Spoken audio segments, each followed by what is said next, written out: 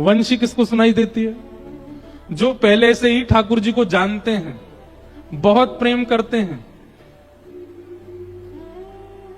जिनका जीवन समर्पित हो चुका है ठाकुर जी के लिए, जो नित्य तिलक लगाते हैं, नित्य एकादशी रखते हैं, नित्य कंठी पहनते हैं, नित्य नियमों का पालन करते हैं। उनको पता है हम चाहे ऊना रहे, पंजाब रहे, हिमाचल रहे, हम ठाकुर जी के हैं। वो वक्ता के द्वारा रसमयी बात कही जाए चाहे नीरस बात कही जाए, सबको ध्यानपूर्वक सुनते हैं, क्योंकि वो ठाकुर जी के हो चुके हैं। उनको वंशी सुनाई दे रही है।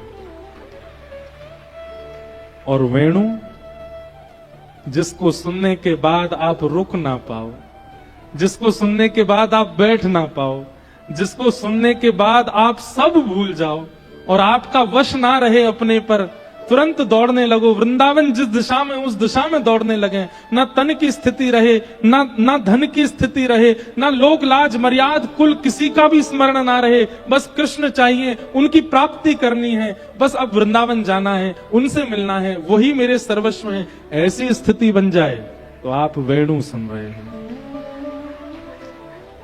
बहुत कम बन पाती है। एक और बात, मुरली ठाकुर जी ऐसे बजाते हैं, अधरों से हाथ नीचे। वेणु ऐसी तिरछी होगी, ठाकुर जी मुरली बजाते हैं। वंशी ठाकुर जी ऐसे बजाते हैं, बिल्कुल जहां अधर हैं वहीं हस्त कमल, और जहां मुखमंडल श्री जी की ओर झुक जाए और दोनों हस्त कमल ऊपर को हो जाए, ये वेणु है।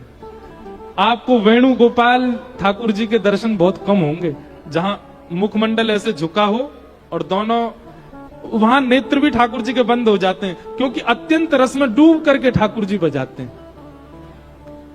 तो मुरली मनोहर लाल, वंशी बिहारी लाल और वेणु गोपाल, ये तीन ठाकुर जी के स्वरूप हैं। वंशी एक ही है, पर किस किस के लिए कैसे बजानी है वो ठाकुर जी के प्रकार अलग है। श्री राधारमण लाल जी बताओ क्या बजाते हैं? श्री राधारमण लाल जी मुरली मनोहर है, उनके हस्त कमल थोड़े थोड़े नीचे हैं और अधर ऊपर है, ऐसे बजा रहे हैं श्री राधारमण। हाथ थोड़े से नीचे हैं, देख लेना, दर्शन करना। बिहारी जी, उनके हाथ बिल्कुल ऐसे सीधे हैं, यूं हैं, दोनों हाथ बराबर में। ये क्या बजा रहे हैं? वंशी बजा रहे हैं। बिल्कुल जहां अधर है वहीं हस्त कमल होंगे। और वेणु गोपाल जो हैं, इधर की तरफ मुख करके अधर, इसका स्वरूप प्रकट रूप में वृंदावन में कहीं नहीं है, पर हां किसी का भाव प्रगाढ़ होगा तो एक दिन श्री राधारमण जी के ही हस्त कमल ऊपर को दिखने लग जाएंगे, एक दिन बिहारी जी के हस्त कमल ऊपर को दिखने लग जाएंगे। जिस दिन ठाकुर जी के श्रृंगार में आपको यह अनुभव हो, जाके आपकी देखना बिहारी जी के हाथ नीचे दिख रहे हैं कि ऊपर हैं, राधा वल्लभ जी नीचे हैं कि ऊपर हैं, राधा।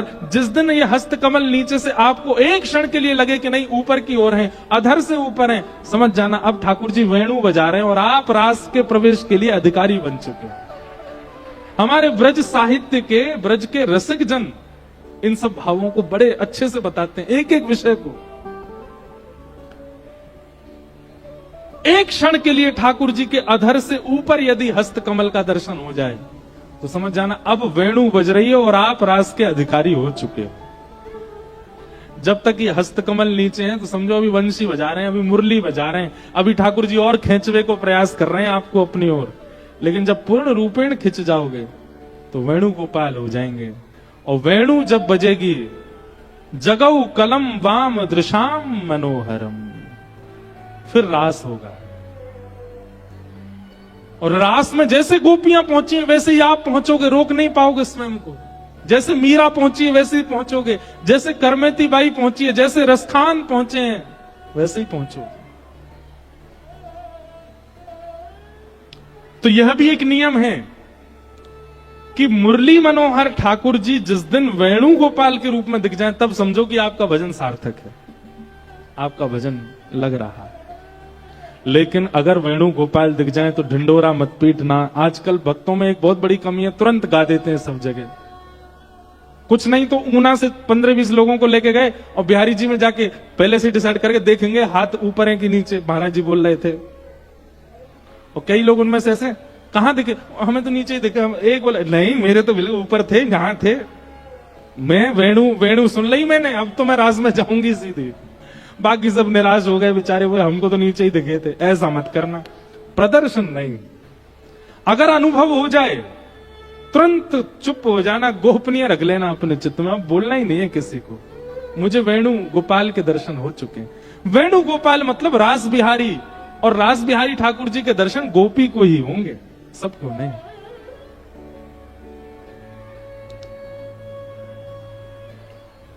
गोपियां सब दौड़ी, वेणु सुनते ही रोक नहीं पाई स्वयं को, दौड़ने लगी। जैसे ही पहुंची, भगवान ने सबका स्वागत किया, पतिव्रता नारी के धर्म समझाने लगे, सबको वापस भेजने के लिए भगवान कई कई उपाय बताने लगे कि ये सब सुन सुना के थोड़ी डर जाएं, वापस चली जाएं। पर गोपियां डरने वालों में से नहीं थी। ठाकुर जी डरा रहे थे, तुम्हारा पतिव्रता धर्म टूट गया, अरे राम राम राम राम, अपने सास ससुर पति सबको छोड़ के आ गए, एक छोटे से बालक को मिलने के लिए आई हो, कितना जघन्य पाप कर रही हो। ठाकुर जी ने खूब भयभीत कराया, पर गोपियां नहीं डरी। 10 श्लोक भगवान ने कहे, तब गोपियां प्रणय गीत गाती हैं। मैवं भिवोर्हति भवान गदितुम नृशंसम्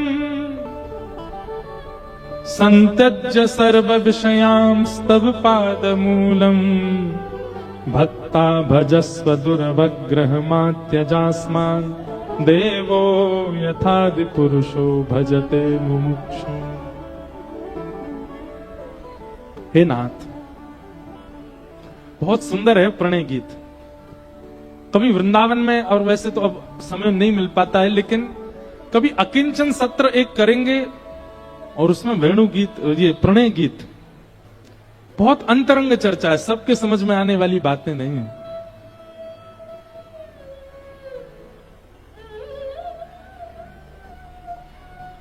कियत पत्य पत्य सुहृदामनुवृत्तिरंग स्त्रीणां स्वधर्म इति धर्म विदात्मयोक्तम् अस्त्वेवमे तदुपदेश पदे त्वयीशो प्रेष्ठो भवांस्तनुभृतां किलि बंधुरात्मा।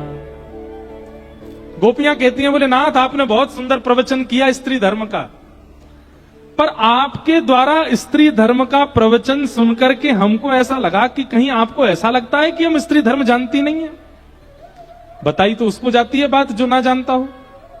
कहीं आप ऐसा तो नहीं सोच रहे कि कहीं हम पतिव्रता नारी नहीं है, हम अपने पतियों को छोड़ के पर पुरुष के पास चली आई हैं, तो कहीं आप हमको व्यभिचारिणी तो नहीं समझ रहे हो।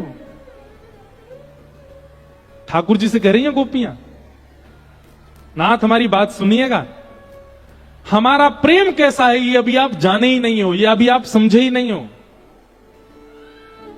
हमारा प्रेम ऐसा है, हम आपसे मिलना नहीं चाहती, हम आपको देखना नहीं चाहती, आपका स्पर्श नहीं चाहती, आपसे बातें नहीं चाहती, आपसे कुछ भी नहीं चाहती हैं। हमारी प्रेम में कोई चाह नहीं है। संसार के प्रेम में मिलन की चाह होती है, सुनने की चाह होती है, देखने की चाह होती है, बहुत कुछ की चाह होती है। हमारा बिल्कुल प्रेम ऐसा नहीं है। हमारी केवल एक चाह है, क्या?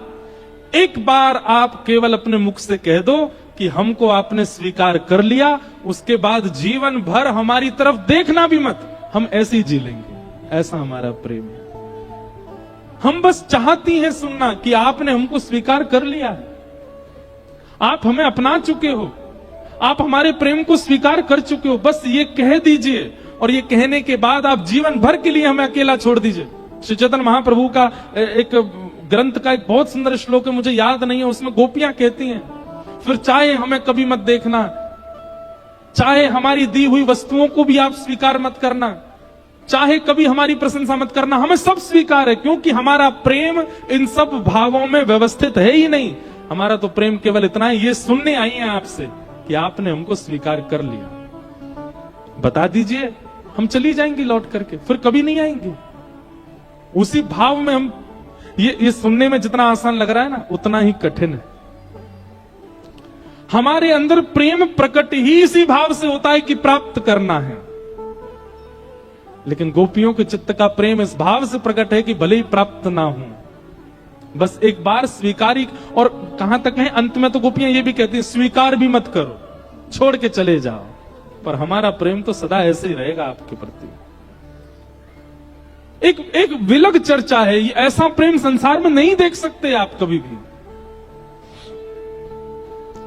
गोपियों के उस प्रेम भाव को सुनकर के ठाकुर जी अत्यंत प्रसन्न हो गए और भगवान बोले अरे अरे अरे, हम तो आपकी परीक्षा ले रहे थे, चलो अब रास विहार करते हैं। भगवान ने रास विहार करना प्रारंभ किया। एक एक गोपी के पास अकेले श्याम सुंदर भ्रमण कर रहे हैं,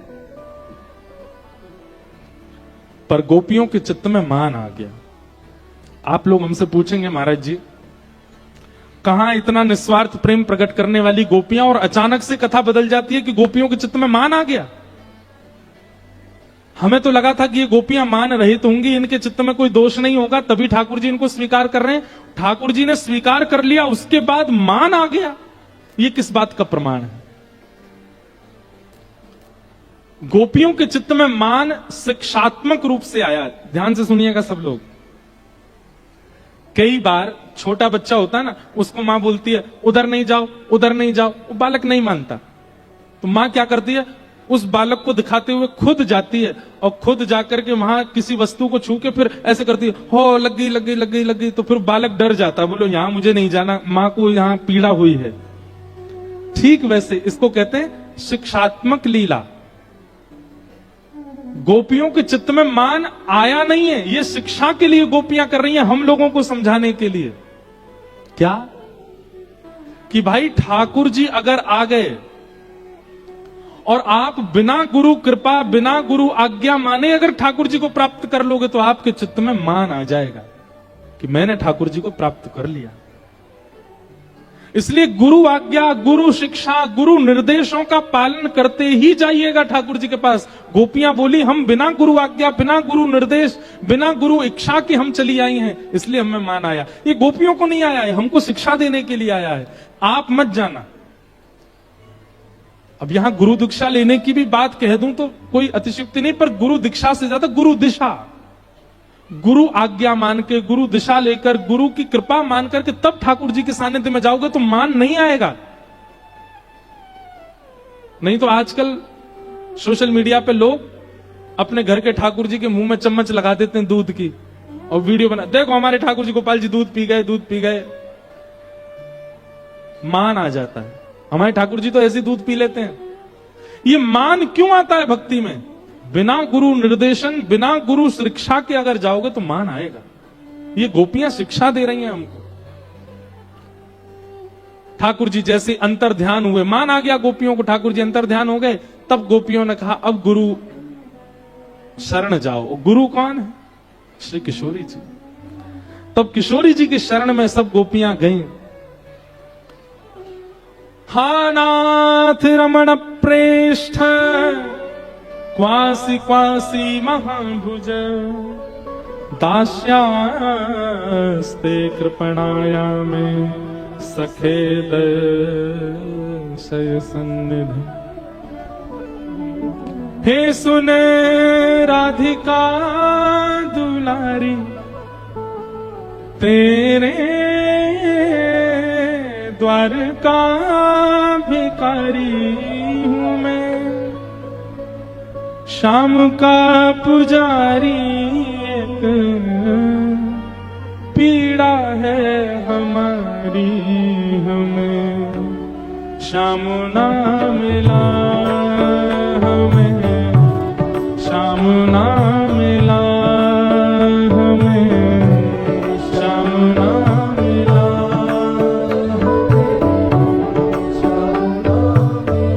सब गोपियां गा रही हैं, हम भी किशोरी जी का स्मरण करते हुए उनके चरणों में निवेदन करें। सुन राधिका दुलारी, सुन तेरे द्वार का भिखारी,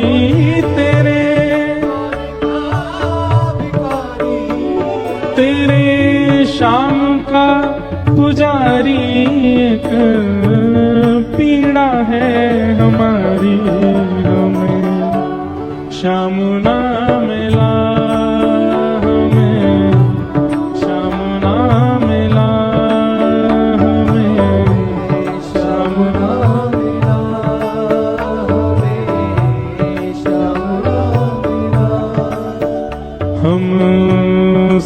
सोचते थे कान्हा कहीं कुंजन में होगा, सोचते थे कान्हा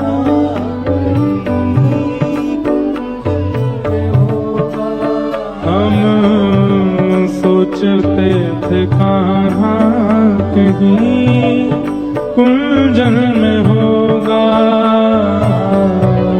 सोचते थे कान्हा कुंजन में होगा। ओ अभी तो मिलन का हमने सुख नहीं भोगा,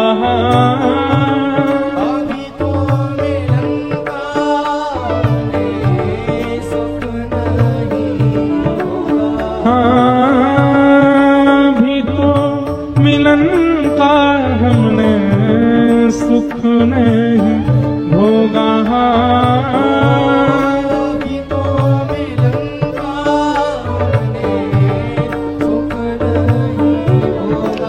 सुन के प्रेम की परिभाषा, सुन के प्रेम की परिभाषा, मन में बंधी थी जो आशा,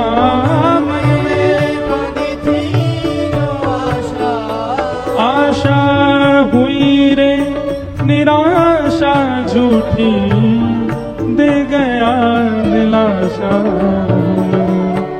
श्याम ना मिला हमें, श्याम ना मिला हमें, श्याम ना मिला, श्याम ना मिला। हे सुने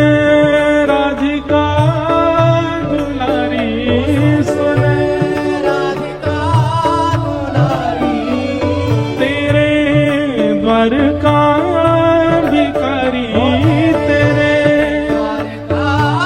भिखारी, तेरे श्याम का पुजारी, एक पीड़ा है हमारी, हमें श्याम ना मिला, हमें श्याम ना मिला, हमें श्याम ना मिला।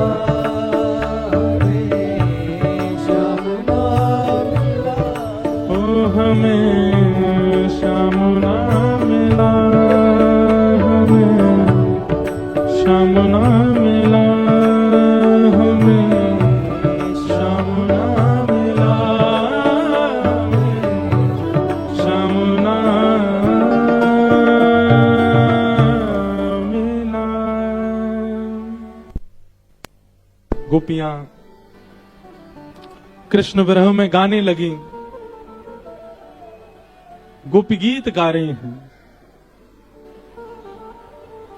तब कथामृतम तप्त जीवनम, कभी विरीडितम कल्मषापहम, श्रवण मंगलम श्रीमदाततम, भुवि गृह्णन्ति ते भूरिदा जना। अनेक भाव गोपियों ने गोपी गीत में प्रकट किए। अंत में ठाकुर जी से कहती हैं, यत्ते सुजात चरणाम बुरुहम स्तनेषु, भीता सनई प्रियदधि मही कर्कशेषु, तेनाटवी मटसि तद्यततेन किंस्वित, कूर्पादिभिर भ्रमतिभिर भवदायु शामना।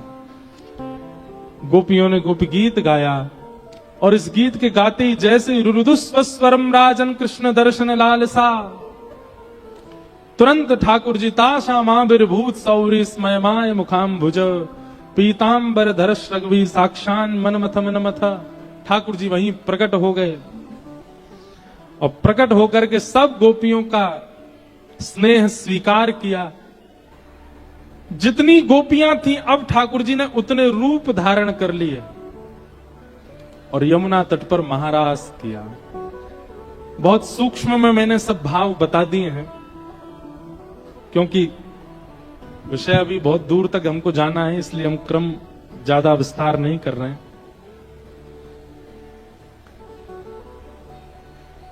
रस से रास तक की पूरी भूमिका रास पंच अध्याय, और इन पंच अध्यायों में जो जो गोपियों के साथ लीला हो रही है, वो लीला एक प्रेमी भक्त के साथ हो तो ही वो रास तक पहुंचेगा। अब इनमें क्या पूरा रास देखोगे ना आप, संयोग वियोग, संयोग वियोग, संयोग वियोग। सबसे पहले कहां से प्रारंभ हुआ? वियोग। आज शरद पूर्णिमा है, ठाकुर जी मिलेंगे, तभी वेणु का रव सुनाई दिया, संयोग। वेणु का रव होते ही और संयोग हो गया, ठाकुर जी के समीप पहुंच गए। लेकिन तुरंत ठाकुर जी क्या करने लगे? पतिव्रता नारी का धर्म समझा करके वापस लौटाने लगे, वियोग। फिर गोपियों ने प्रणय गीत गाया, वह अति वियोग। फिर उसके बाद क्या हुआ? ठाकुर जी मिल गए, रास करने लगे, संयोग। पर संयोग के बाद फिर मान आया, फिर वियोग, और फिर वियोग के बाद गोपी गीत गाया, अति वियोग, और अति वियोग के बाद आया फिर संयोग। तो संयोग वियोग, संयोग वियोग, संयोग वियोग, ये चलता रहेगा, तभी आप समझो कि आप प्रेमी भक्त हो। आप केवल भक्त हो तो आपके जीवन में केवल संयोग रहेगा, वियोग नहीं आएगा। लेकिन आप अगर प्रेमी भक्त हो तो वियोग तो आएगा, और बार बार आएगा। जैसे प्यासे को एक एक बूंद पानी पिलाया जा रहा हो, ऐसा है प्रेम भक्ति का मार्ग, एक एक बूंद। पर वह एक बूंद भी ब्रह्मा के सुख को फीका कर देती है, इतना सुख है। इसलिए प्रेम भाव में प्रवेश या तो मिलेगा नहीं, मिल गया तो निकल नहीं पाओगे। अब ठाकुर जी ने अति संयोग दिया, जितनी गोपियां उतने कृष्ण बन गए। और पहले तो रास हुआ था, एक कृष्ण असंख्य गोपियां रास, लेकिन जितनी गोपी उतने कृष्ण, ये है महारास। अब ठाकुर जी महारास करने लगे। चंद्र किरण सा श्याम सलोना, दो आंखें कजरारी। चंद्र किरण सा श्याम सलोना, दो आंखें कजरारी। ठुमक ठुमक नाचे गोपियन के संग, जग का पालन हारी। ठुमक ठुमक नाचे गोपियन के संग, जग का देखो, पालन हारी। जैसे ही आप मान रहित होते हो, ठाकुर जी कैसे हो जाते हैं? जैसे ही भक्त मान रहित होता है, ठाकुर जी ऐसे हो जाते हैं। कैसे? ठुमक ठुमक नाचे गोपियन के संग, जग का पालन हारी। ठुमक ठुमक नाचे गोपियन के संग, जग का पालन हारी। रास बिहारी संग राधा सुकुमारी, रास बिहारी रास बिहारी संग राधा सुकुमारी, रास बिहारी संग राधा सुकुमारी। हाँ ब्रज में विराज रे, श्याम संग राधा नाचे रे। ओ श्याम संग राधा नाचे रे। आइए। ओ राधा नचे कृष्ण नचे, नच गोपी जन। राधा नचे कृष्ण नचे, नच गोपी जन। हे राधा नचे कृष्ण नचे, नच गोपी जन। राधा नचे कृष्ण नचे, नच गोपी जन। क्योंकि मन मेरा बन गया सखी रे पावन वृंदावन।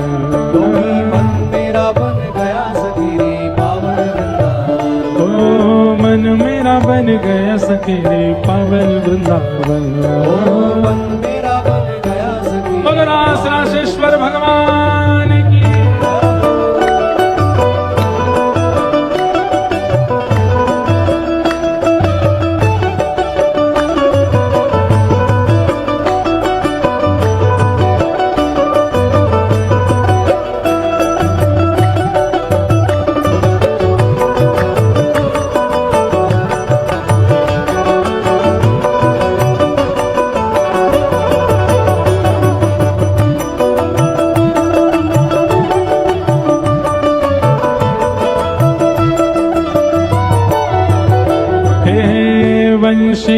तट पे, यमुना तट पे कान्हा रास रचावे। वंशी वट पे यमुना तट पे कान्हा रास रचावे। गोपी बन के शंकर आए, गोपेश्वर कहलाए। गोपी बन के शंकर आए, गोपेश्वर कहलाए। बोल गोपेश्वर महादेव की। गोपी बन के शंकर आए, गोपेश्वर कहलाए। गोपी बन के शंकर आए, गोपेश्वर कहलाए। डम डम डमरू बाजे कान्हा की मुरली पे, डम डम डम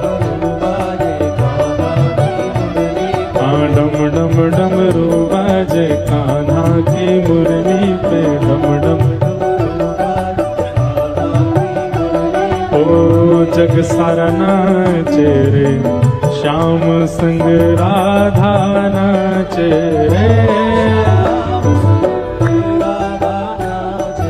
ओ श्याम संग राधा नाचे रे।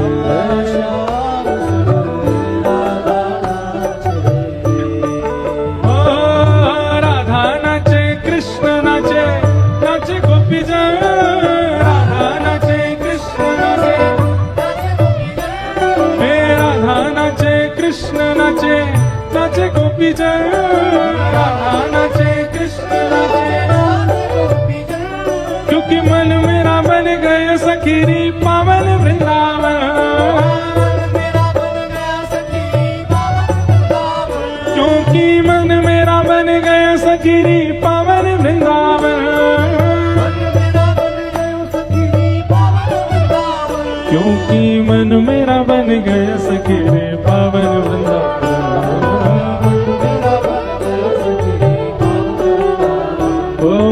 मन मेरा बन गया सखी रे पावन वृंदावन।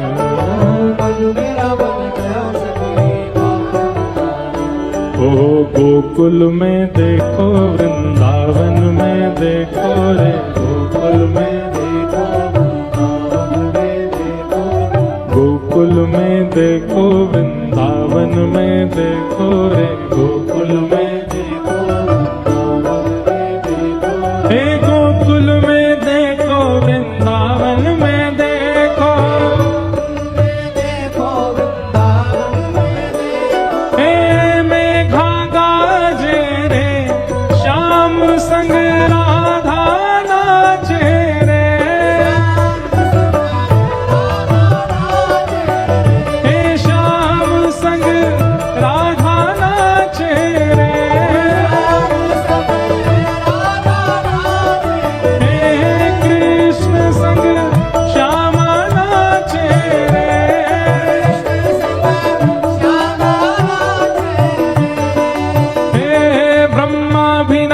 शंकर नाचे नाचे देवगण।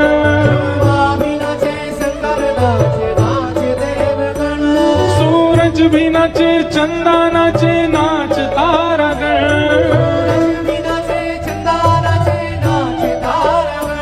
क्योंकि मन मेरा बन गया सखी रे पावन वृंदावन। मन मेरा बन गया सखी पावन वृंदावन। क्योंकि मन मेरा बन गया सखी रे पावन वृंदावन।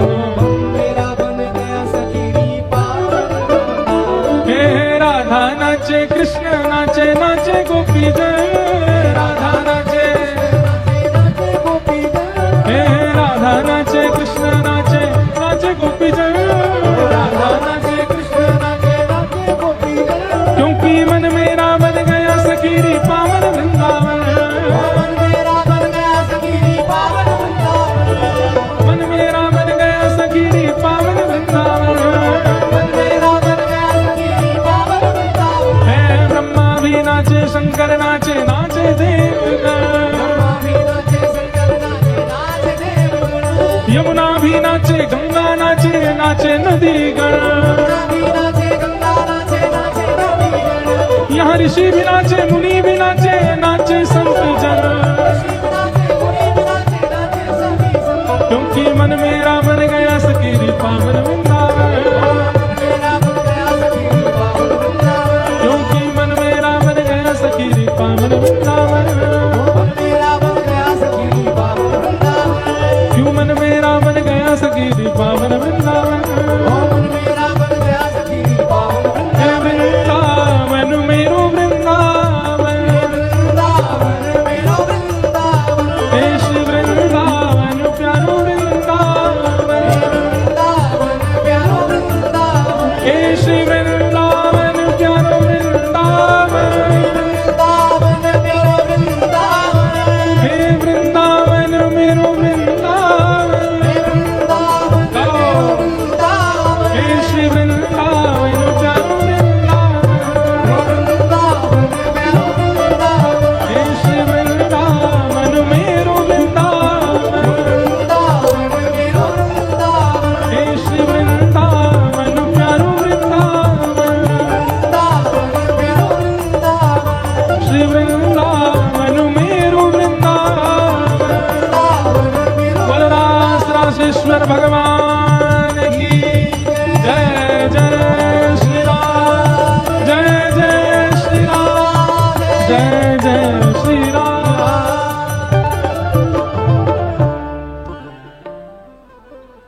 क्योंकि मन मेरा बन गया सखी रे पावन वृंदावन, क्योंकि मन मेरा बन गया सखी हे राधा नाचे कृष्ण नाचे, नाचे गोपी जन, राधा नाचे कृष्ण नाचे, गोपी जन, हे मन मेरा बन गया सखी रे पावन वृंदावन, मन मेरा बन गया सखी पावन वृंदावन, बना लो मन को वृंदावन, हमारा मन है वृंदावन, बसा लो मन में वृंदावन, बना लो मन को वृंदावन, हमारा मन ही वृंदावन, हमारा मन है वृंदावन, मन वृंदावन बने। तन तो बहुत जाता है वृंदावन, पर रास का अनुभव तब हो जब मन में वृंदावन हो। और मन में वृंदावन जिसके होगा ना, उस व्यक्ति को आप जहां देखोगे, चाहे हिमाचल में देख लो, चाहे पंजाब में देख लो, चाहे विदेश में देख लो, वो जहां जाएगा अपने आप उसका ऑरा वृंदावन जैसा हो जाता है, जिसके चित्त में वृंदावन होगा। इसलिए मन वृंदावन बने तो रास विहार होगा। जब तक तन वृंदावन जा रहा तब तक रस का अनुभव होगा। जिस दिन मन में वृंदावन, उस दिन रास विहार हो जाएगा। रास विहार की कथा सुनाई गई। अब हम क्रमशः, आप सब लोग बस सुन लीजिए, अब कथा क्रम पूरा कर देते हैं। भगवान ने आगे युगल गीत आता है। युगल गीत में भी बहुत सुंदर सुंदर ठाकुर जी के रूपों का वर्णन किया गया है कि विविध गोप चरणेषु विदग्धो वेणुवाद्य ऊर्धा निज शिक्षा तब सुतः सती यदावर बिंभे दत्त वेणुरनयत स्वर जाति। गोपियां मैया से जाके यूं कह रही हैं, एरी मैया एक बात बताओ। बोले कहा, तुम्हारे लाला थे तो हम कछु ना कह सकें, पर तुम्हारे लाला जाने भी वंशी बजानो सिखाओ, वहां को पतो बताओ हमें। मैया बोली क्यों, कहा करोगे? बोले बाकी जाके अच्छे से खैर करेंगी, ऐसी बंसी बजानी सिखा दी है जा बैरणी बंसी ने हमारो सब कछु बंटा धार कर रखो है। ना सोन दे, ना खान दे, ना बैठन दे, कछु ना करन दे। हम देख के तो आमे तुम्हारे लाला ने को बंसी कौन ने सिखाई? तब यशोदा मैया कह रही है, वेणु वाद्य ऊर्धा निज शिक्षा। ठाकुर जी ने बंसी बजाना किसी से नहीं सीखा, अपने आप सीखा। हमारे ब्रज में एक कथा सुनाते हैं। एक बार ठाकुर जी के पास गैया गई शिकायत लेके। कैसे? ठाकुर जी से बोली जय जय। ठाकुर जी बोले हम भय, बोले मोह कोई ते भय ना लगे, लेकिन ये एक बांस को डंडा मुंह को बहुत भयभीत कर दे। मुंह को कोई ते भय ना लगे, लेकिन या बांस के कारण मुंह को भय लगे। आप या बांस ते ऐसो कछु करो कि मुंह को यासो भय नहीं लगे। तो गैया के कारण ठाकुर जी बोले अच्छा, जब बांस ने मेरी गैया को डरायो। सोई ठाकुर जी ने जैसे ही एक हाथ से बांस को वह रूप पकड़ो, दूसरे हाथ से पकड़ो, जैसे ही पकड़ करके महाराज वाकी खैर लेने लगे, इतने में ही जहां जहां ठाकुर जी ने स्पर्श किया वहीं वहीं छिद्र प्रकट है गए। और छिद्र प्रकट होती जैसी अधर पर धारण किया, ठाकुर जी के तो मन में इच्छा प्रकट हो जाए, अपने आप योजनाएं बन जाती हैं। जैसे अधर पर धारण कियो, एक छिद्र वहां प्रकट भयो। और वही बांस से ठाकुर जी ने जब प्राण पिरो करके, अपनी वायु पिरो करके जैसे ध्वनि निकालना प्रारंभ कियो, पूंछ उठा करके गैया दौड़ी दौड़ी गैया ठाकुर जी के पास आई और बोली श्याम सुंदर बस ये धुन निकालते रहो, बहुत सुख मिल रहा है। ठाकुर जी बोले देख ले, जाते तो बहुत भय लगता, वही तो प्रेम करा दी अब मैंने। अब याते तो भय ना लगेगा, अब यही से तो को प्रेम लगेगा। अपने निज जनों को जिससे भय लगता है ठाकुर जी वही को वाको प्रेमी बना दें। तो वंशी का एक प्रकार से हमारे ब्रज साहित्य की माने तो निर्माण भी ठाकुर जी ने ही किया है। और जाको निर्माण स्वयं ठाकुर जी ने किया तो बजानो भी स्वयं ही जाने। तो वेणु निज शिक्षा, बहुत सुंदर प्रसंग है युगल गीत का। इसमें दो दो श्लोकों में भाव है, इसलिए इसको युगल गीत कहा गया है। गोपियां एक श्लोक में प्रश्न करती हैं, फिर दूसरे श्लोक में उत्तर दे देती हैं, इसलिए इसको युगल गीत कहा। आगे कंस के द्वारा धनुर्यज्ञ किया गया। अक्रूर जी महाराज से कहा कि आप वृंदावन जाओ और कृष्ण बलराम को लेकर के आओ। नारद जी ने पढ़ा लिखा दिया था। अक्रूर जी महाराज वृंदावन गए और वृंदावन जाकर के नंद यशोदा को बताया कि महाराज कंस धनुर्यज्ञ कर रहे हैं और उस धनुर्यज्ञ में आपके बालकों को उपहार देना चाहते हैं, इसलिए इनको मथुरा भेजो।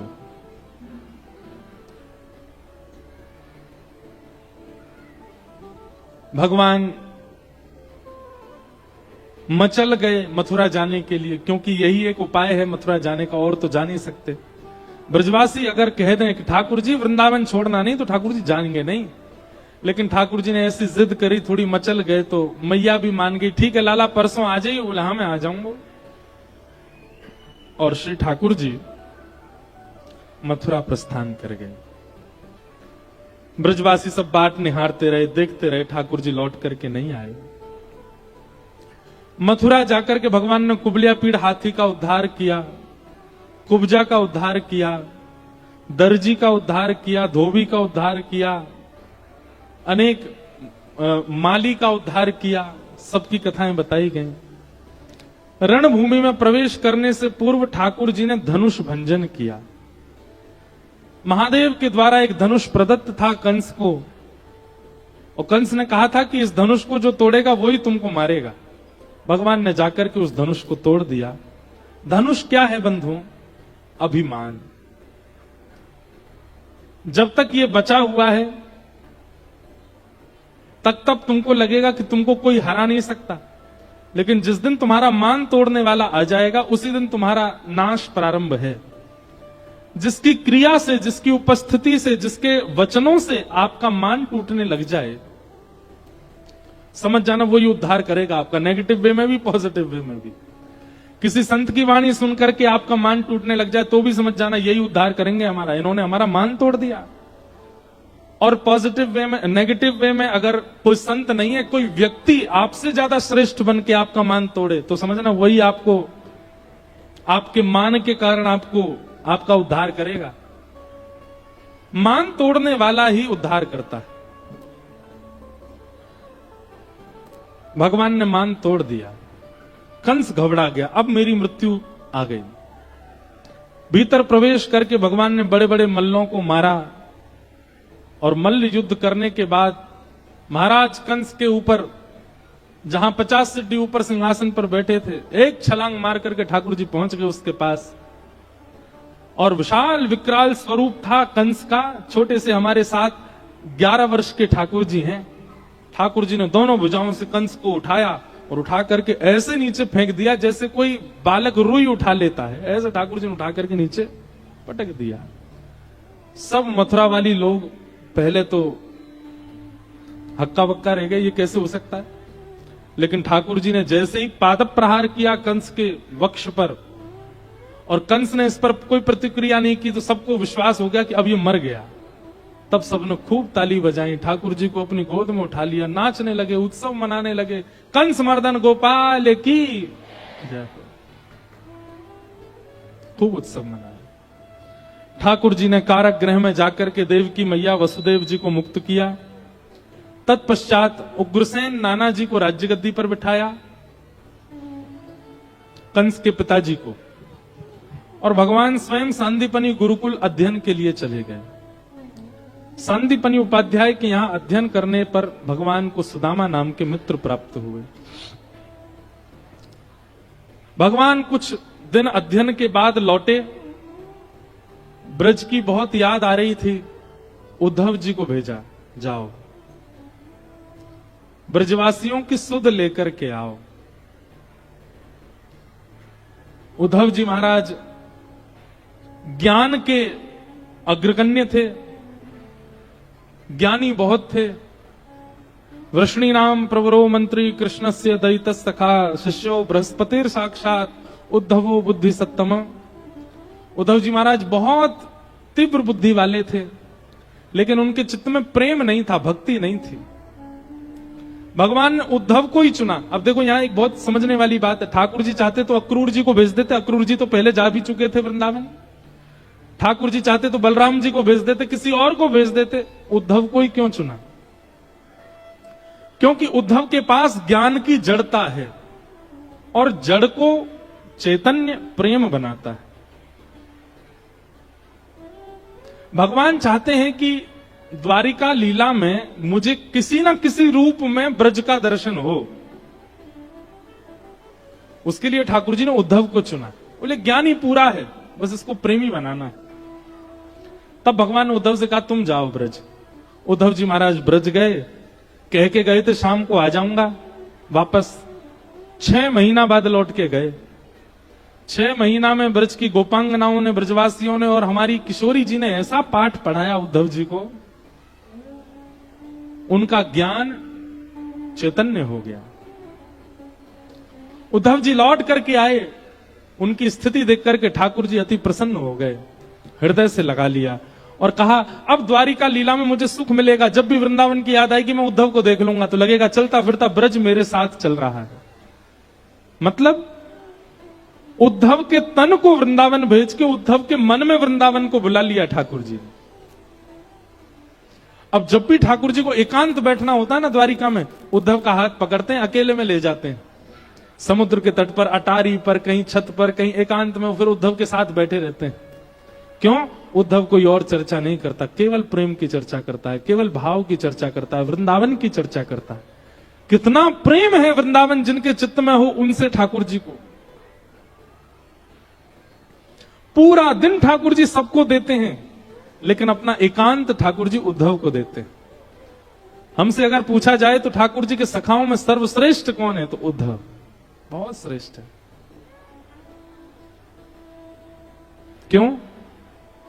अर्जुन नहीं है। अर्जुन ठाकुर जी का विद्यार्थी है, उद्धव हमारी श्यामा जी का विद्यार्थी है, किशोरी जी का विद्यार्थी है। अर्जुन के ज्ञान में निपुणता दिखती है। अर्जुनात अर्जुन, जो अर्जन करना जानता है उसको अर्जुन कहते हैं। लेकिन उद्धव के प्रेम में कोई ज्ञान की परत नहीं है, कोई वैराग्य की परत नहीं है, स्वच्छंद प्रेम है उद्धव का। अद्भुत है उद्धव कृष्ण संवाद, उद्धव गोपी संवाद, सबको हम प्रणाम करते हैं। जरासंध ने मथुरा पर चढ़ाई कर दी, भगवान ने 17 बार हरा दिया। 18वीं बार ब्राह्मणों की अनुष्ठान करवा करके आया। ब्राह्मणों के कारण ठाकुर जी रण छोड़ करके भागे, क्योंकि ब्राह्मण अनुष्ठान में बैठे हैं। और जरासंध ने ब्राह्मणों से कहा अगर मैं इस बार हार गया कृष्ण से तो आप सबके सर धर से अलग करवा दूंगा। ब्राह्मणों की रक्षार्थ ठाकुर जी ने विचार किया कि अब रण से भागना ही उचित है। भगवान ने विश्वकर्मा को आज्ञा की और एक नई नगरी का निर्माण किया जिसका नाम है द्वारिका। और रातों रात ठाकुर जी ने समस्त मथुरा वासियों को द्वारिका पहुंचवा दिया, यदुवंशियों को द्वारिका पहुंचवा दिया और स्वयं युद्ध करते करते करते करते बीच युद्ध में रण छोड़ करके भागे। बोलो रण छोड़ राय भगवान की। रण छोड़े विप्रधेनु संतन के कारण रण छोड़ो ब्रजनाथ, गोमती तट द्वारवती पधारे कहलाए द्वारिका नाथ। ब्राह्मणों के लिए रण छोड़ के भागे ठाकुर जी और श्री द्वारिका में जाकर के विराजमान हो गए। बोलो द्वारिकाधीश की। द्वारिका में ठाकुर जी व्यवस्थित हुए। रेवत राजा के पुत्र की पुत्री रेवती से बलराम जी का विवाह हुआ और कौंडन्यपुर के राजा भीष्मक, उनकी पुत्री का नाम रुक्मणी, उनसे ठाकुर जी का विवाह हुआ। रुक्मणी कृष्ण विवाह प्रसंग बहुत सुंदर कहा गया है।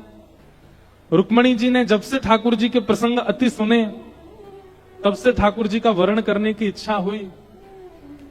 पत्र लिख करके ठाकुर जी को भेजा कि श्रुत्वा गुणान भुवन सुंदर शृण्वतां ते, निर्विश्य कर्ण विवरै हरतुंगतापम, रूपम दृशां दृशिमताम अखिलार्थलाभम, त्वय्यच्युता विशति चित्रम पत्रपम में।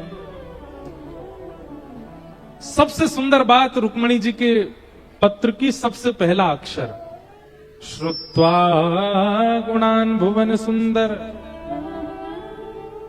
श्रुत्वा 9 भक्ति हैं बंधुओं। कितनी भक्ति हैं? 9।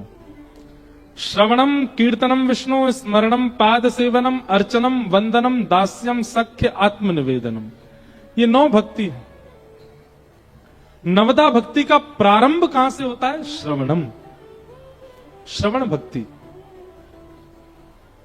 ठाकुर जी को प्राप्त करने के लिए 9 सीढ़ियां चढ़नी पड़ेंगी। उसमें सबसे पहली सीढ़ी है श्रवण। अगर आपकी श्रवण में रुचि नहीं है, कैसी रुचि होनी चाहिए पता है? श्रवण में बहुत तेज नींद आ रही है, बहुत तेज भूख लग रही है, किसी कार्य के प्रति आप अत्यंत तीव्रता से जा रहे हो और अचानक कोई आकर के कह दे, अरे भाई वहां प्रवचन चल रहे हैं, महाराज जी आए हैं, इंद्रेश जी आए हैं, वो आए हैं, चलो सुनने चल रहे हैं, तुरंत आप बोलो भोजन बाद में, पहले सुन लें। ऐसी रुचि जब श्रवण के प्रति बढ़ती है तो 8 भक्ति जो और हैं वो करनी नहीं पड़ती, अपने आप आ जाती। श्रवण भक्ति बीजारोपण है और बीजारोपण यदि अच्छा हो गया तो वृक्ष सुंदर निकलेगा, फलित होगा, पुष्पित होगा, घना होगा।